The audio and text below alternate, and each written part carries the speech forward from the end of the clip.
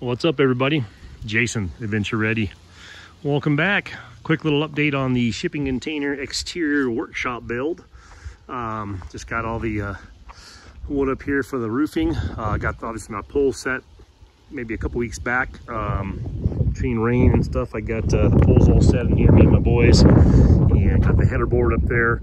And we ran all, I guess you call these rafters. I guess you call them rafters. I don't know the technical terms, but anyway, so we got quite a few of them. Those are 16 foot. So we basically have two 40-foot shipping containers. That's the workshop right there. It's a disaster. That's a bigger disaster full of storage of probably half that crap I could throw in the trash, but I have not yet. So we will be putting the triangular shaped roof on top of this, about a 4-foot ridge beam. That'll be probably after winter. I'm not really worried about it for this year. It'll just sit, the snow will sit up there and the rain and no big deal, run off. And then we will start our roof line on this portion out here, obviously butted right against the container. And it's probably about this shy of the top of the container. So that little lip on the top will probably get the water to kind of roll off of it, not necessarily roll on the side of the container. But once I put a roof on top of here, it'll be triangular and it'll kind of overhang this roof, at least in that portion. This front, I may extend this yet. I didn't plan to do it because I wanted to have room to get my vans around this corner here. And the house is right here, the beautiful shipbox house. So I only have so much space. So anyway, so this is intentionally 30 foot by 16, not 40 foot by 16 because of the space we have back here. I mean, I'm using up majority of the backyard here between all the goats and chickens and workshop.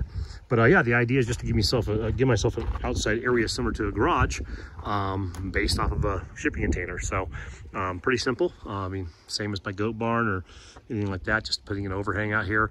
Like I said, these are 16-foot long runners. And to get, I don't know, you got 20 of those things up there, to get, 15 plus 2x6 by 16 planks at Home Depot or Lowe's that are not just complete bananas is pretty hard to do. So I can guarantee you they are not the straightest pieces of wood. Some of them have big chunks missing out of them. I didn't really care because it's not structurally gonna be an issue. Thought I'd kind of add to the look a little bit.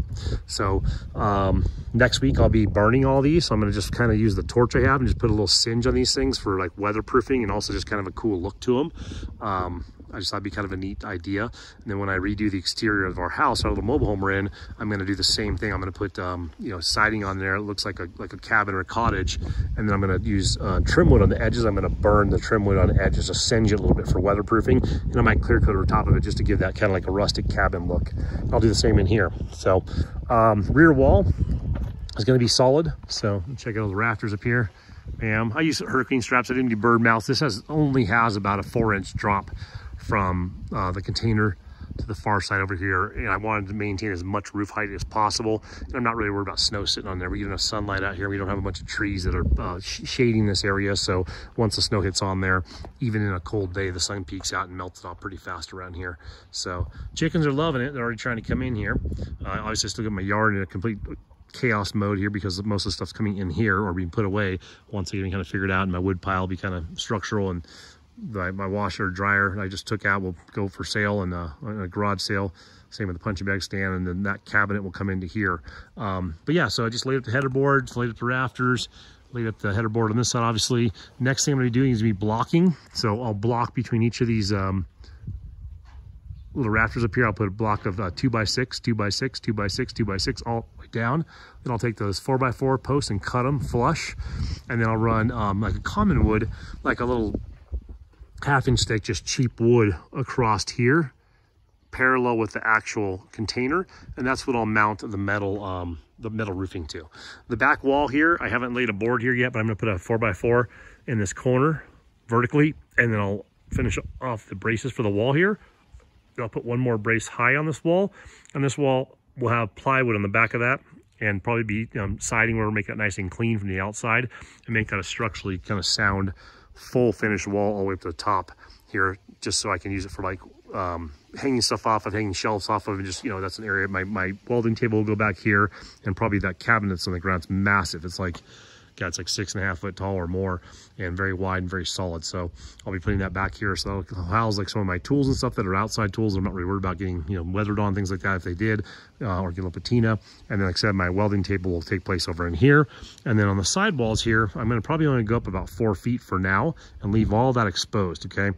But I am blocking this in. In the future, I may go all the way up to here and leave just a little gap along the top here for some air circulation. I might you know, mesh that in if I ever did something with doors in the front.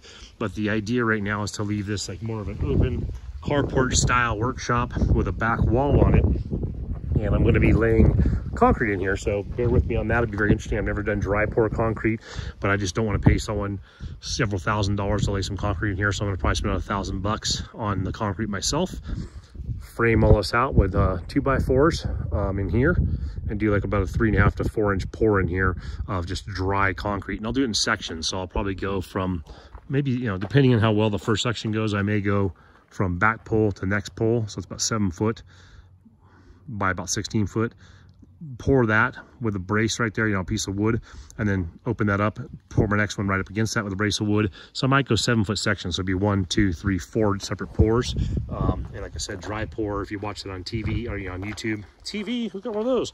But on YouTube, it's just basically making your perimeter in there, pouring in bags of concrete dry, you know, not mixing them, and then putting in your mesh, like rebar or steel. We're gonna put in a mesh grid in there, and then you just barely lightly mist the top to get a little crust on there. And after that crust sets up, about an hour or two later, you can soak it, and it kind of soaks through. You do it a few times every so many hours, and it comes out with some pretty decent results. It's not going to get you the smoothest finished Italian marble looking concrete, but that's not what I'm going for in there. That's strictly a workshop.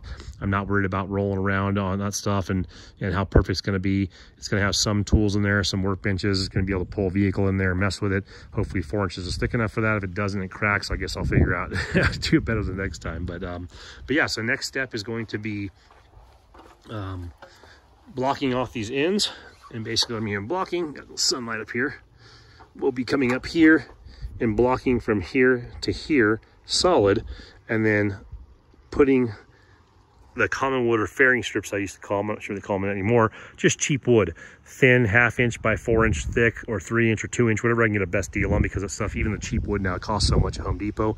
But running wood parallel to the shipping container out to the edge here, and probably 6 rows across this. I don't know what the spacing will be, 16 feet divided by 6. I mean, I guess you figure out the math. I don't have my shoes on, so I can't count past 10 right now with my hands. But yeah, so this will have parallel fairing strips in a row going down this, and it'll have metal roofing, just like the goat barn roofing. It's over here. Same kind of roofing as that. I'm trying not to fall off the top of the ladder here. Coming off this roof, obviously, we'll overhang a little bit. I'll chop this off. I didn't cut these. I just hung them, 16 footers and split the difference. And the difference isn't identical, but it hangs off on both sides. So I'll probably just match it up with the edge of the container right there, and I might make the roof go about 2 inches past like I did on the goat barn, just a little bit overhang. So no big deal. But yeah, just kind of doing a little progress check here. A lot of work, a lot of sore shoulders, a lot of moving around. And my boys helped me out with a bunch of this, which is cool. As usual, I didn't really catch much of the actual interaction of us actually working, but I'm just kind of showing you a play-by-play as we get this done. With the cement pour, I will try and catch that, not this play-by-play, but I'll try and catch as much as I can on the steps. Maybe like a 3-video segment where I just, instead of having to edit, because I have never done that, and I'm just don't have a clue how to do that, and I haven't learned that, and never took any time with that, show you kind of like laying it out, leveling stuff off, do a video of that, do a video of pouring it in there, do a video of setting it up. So maybe a 3-parter, 4-parter on laying in the concrete, and then a final reveal. So anyway, just a little touch base, guys. Hope everyone's going good out there. Everyone's staying safe. This is our on-grid property. So for those of you that are in the off-grid property, I've been helping my brother out with a little bit of stuff on his off-grid property, about 20 miles from my properties over here. But this is one of our on-grid properties, and we won't be back on the off-grid property till after winter. So probably January, February, March, April.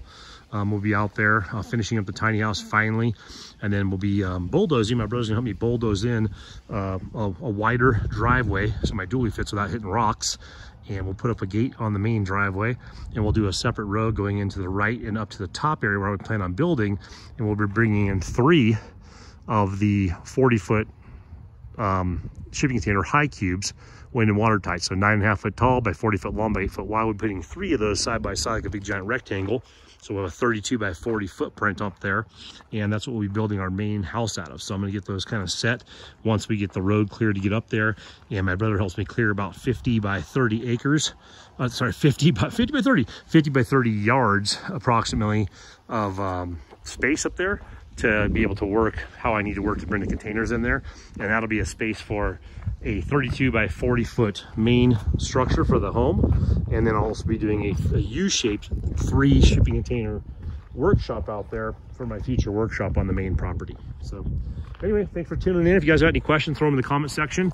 If you guys need a container, you know, I know a guy who knows a guy, but yeah, 20-foot containers, 40-foot containers, from as is occasionally, but mostly from wind and water type being the lowest, all the way up to 1-trip condition. I'm using wind and water type because they're just a much better value. The single or the 1-trips are very beautiful, and they're turnkey. There's no dents, there's no nothing, no smells, no nothing at all, but they're still significantly more expensive, even the 20-footers. A 20-foot 20-foot 1-trip standard height is more expensive than a 40-foot wind and water tight high cube, which is a foot taller. So the values in the 40-foot high cubes right now, as far as what I can get them for or what people can use them for. So anyway, any questions, throw them in the comment section. Wish you guys all the best of luck on your projects out there. And like I said, if you have any questions, definitely not a professional this kind of stuff, but I've kind of trialed and errored and figured out I've figured out how not to do it, and I'm kind of figuring out how to do it as the time goes along. Right on, guys. Take care.